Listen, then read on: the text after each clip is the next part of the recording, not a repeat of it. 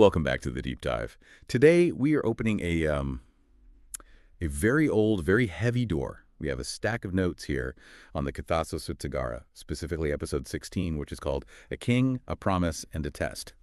Now you look at that on the surface and you might think, okay, classic folktale. You've got a king, a forest, a mysterious stranger, a little bit of magic. But when you actually sit down with the source material, well, it stops feeling like a fairy tale. It starts to feel more like a psychological thriller. It's grappling with a question that is, honestly, it's terrifying if you sit with it long enough. Can a word survive destiny? It is a profound question, and I'm glad we're taking the time to really unpack this one. Because as you said, it's easy to dismiss these stories as simple fables. But if you look closer, what we're really dealing with here is a complex study of leadership psychology and, well, moral philosophy. We're looking at this concept of sovereign integrity. And this isn't just about telling the truth. This is about whether a leader's word creates reality or if reality dictates the leader's word. Sovereign integrity, it sounds solid, almost architectural, like a fortress. And that really is the theme here, isn't it? The source material frames this whole discussion around the weight of a promise. It's about the collision between what's convenient or even what's logical and what's right. Precisely. The central tension we're going to explore is why keeping a promise is so effortless when the sun is shining and the kingdom is at peace, but it becomes nearly impossible when the world is falling apart. It's about the difference between a promise made in safety and a promise that has to be kept in chaos. So let's get into the profile of this guy. Our protagonist is a king, and the source describes him in a very specific way. Usually in these old texts, kings are known for their armies, their wealth, their strength. But this text says his people respected him not merely for his power, but for his word. Oh, quote. That feels like a really specific distinction to make right at the start. Why does the text care so much about his verbal contract? It's the most important distinction in the entire story. Yeah. In the context of this era, and frankly, if you look at modern leadership theory, it still holds up. Trust is the only real currency. If a leader's word is fluid, their authority is unstable. This king has built his entire identity, his legitimacy, on the fact that his word is absolute. In the ancient Indian context, this connects to the concept of satya, or truth. It wasn't just about not lying. It was believed that a king who held to satya was literally holding the cosmic order together. If he spoke a lie, the rains might fail. The crops might die. Wow. So the stakes are metaphysical. It's not just, oh, the king is a nice guy. It's the king is the anchor of reality. Exactly. If he says it, it must happen. If it doesn't happen, the universe itself is out of alignment. That is the foundation this whole story is built on. He's operating with the belief that his integrity is a law of physics. Okay, so we have this truthful king. He's feeling pretty good about himself. One day, the story goes, he's hunting in a dense forest. It's quiet, removed from the court, no advisors, no generals. And he encounters a mysterious Brahmin. The interaction starts simply enough. The Brahmin approaches him and says, "O king, grant me a promise." And here is where we see the first crack in the armor, or perhaps just the supreme confidence of the king. Right. Because the king doesn't say, well, what do you want? Or let me check my schedule. He replies without hesitation. He says, ask anything. My word will not fail. Now, I have to pause here. From a modern perspective, this is just insanity. Who signs a blank check to a stranger in the woods? It is incredibly risky. I mean, from a strategic perspective, it's a disaster waiting to happen. But we have to understand the king's mindset. He isn't thinking like a contract lawyer. He's thinking like a sovereign. He believes his integrity is strong enough to handle any request. He's operating from a place of absolute security. He assumes that his capacity to deliver is infinite because up until this point, it always has been. And the Brahmin plays this perfectly. He doesn't cash in that chip immediately. He doesn't ask for gold or a new temple right there in the forest. The source says he replies, I shall ask when the time comes. And then he just disappears into the trees. That feels ominous. That delays the mechanism of the test. If a Brahmin had asked for 1,000 gold coins right there, the king would have paid, felt great about himself, and the story would be over. The promise would have been fulfilled in the same context it was made, a time of peace.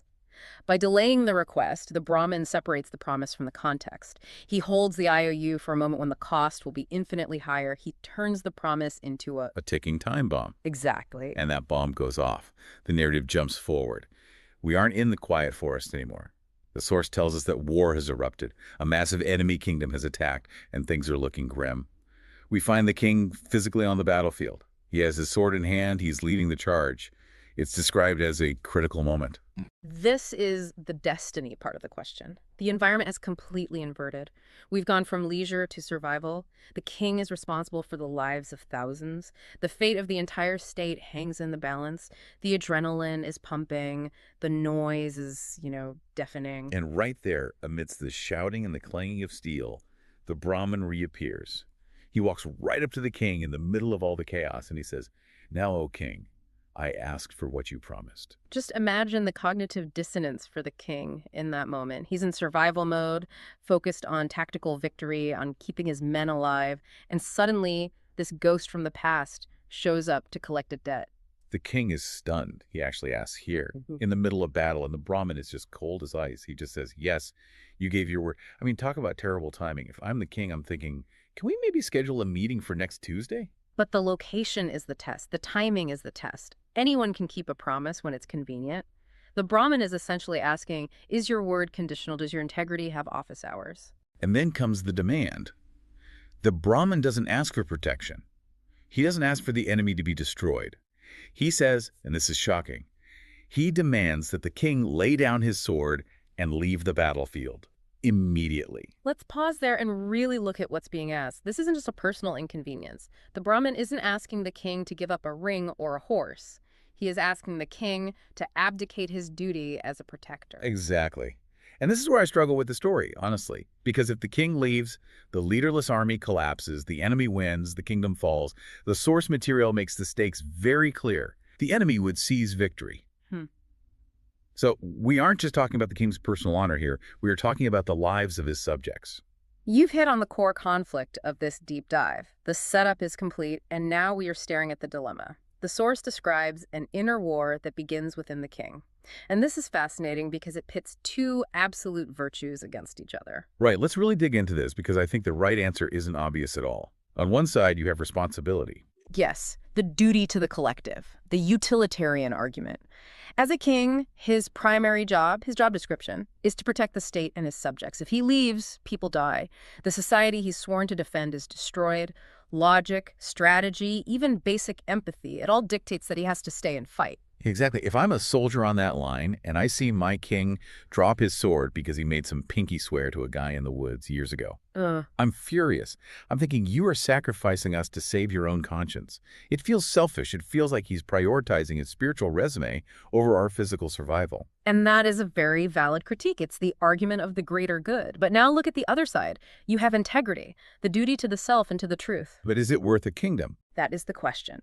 The deontological argument says that the morality of an action is based on the action itself, right? Not the consequences. He gave his word, ask anything. He didn't say ask anything, provided it doesn't conflict with my foreign policy. He gave an absolute promise. If he breaks it, even for a good reason, even to save the kingdom, he becomes a liar. His sovereign integrity is shattered. And remember what we said about Satya. If the king becomes a liar, does the kingdom even deserve to be saved? Is a foundation built on a broken promise strong enough to hold anything up? That's the ultimate paradox. Can a leader sacrifice their people to save their own moral standing? But flip it around. Does a leader have the right to break a promise just because circumstances change? If they do, then their word means nothing. If I'm an ally of this king and I see him break his word to the Brahmin because it was inconvenient, how do I know he won't break his treaty with me next? That is the crux of it. If we only keep our promises when the cost is low, then they aren't really promises, are they? They're just intentions.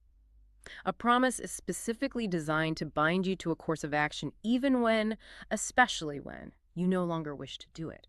The king is realizing that his integrity has a price tag, and that price is his kingdom. It reminds me of modern scenarios. Obviously, we aren't kings with swords.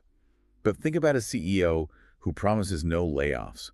We are a family, they say. And then the market crashes, the revenue dries up, the investors are screaming. That is the perfect analogy. The battlefield is the market crash. The Brahmin is the quarterly report. The CEO has a choice. Do they keep their word, burn through cash reserves, and risk the whole company going under? Or do they break their word, fire 20% of the staff, and save the kingdom? And usually in the modern world, they fire the staff. They say fiduciary responsibility. They say the circumstances changed. Exactly. We rationalize. We say, I didn't know it would be this hard when I promised. We prioritize survival over the word. But this story is challenging that instinct. It's asking, is there a value that is higher than survival? The source describes the moment of decision beautifully. It says he closes his eyes, the army is watching him, the enemy is advancing, the clock is ticking, the pressure must be just unimaginable. He's hearing the screams of